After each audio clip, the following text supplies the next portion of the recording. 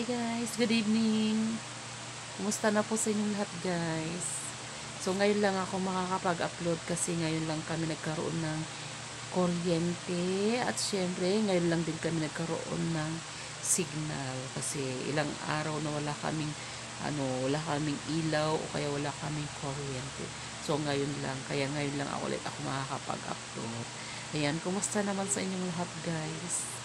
No, kung akong tatanungin ninyo, okay lang naman ako as of now. Pero yung bubungan lang namin, linipad ng typhoon or ng bagyong uwan. So, nabaklas lahat ang bubungan namin. So, sa may bandang taas yun, nabaklas yung mga bubungan. So, kami naman dito sa may baba, kasi nandito kami sa baba, natutulog at nakatira. So, okay lang naman kami guys. No? Okay pa rin naman kami. So, aayusin na lang siguro yung mga natanggal na bubungan namin. Pwede pang ibalik. Pero yung mga kahoy, hindi na siya pwede. So, ang gagawin na lang, tatanggalin na lang siguro yung bandang taas. So, yun lang po guys, ang update sa akin. So, yun guys. So, dahil gabi na, oras na naman para matulog. So, bukas ulit guys, no?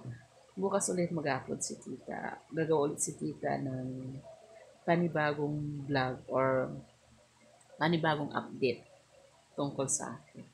So, ngayon ay mag-good night na po ako. Good night po sa inyong lahat, guys.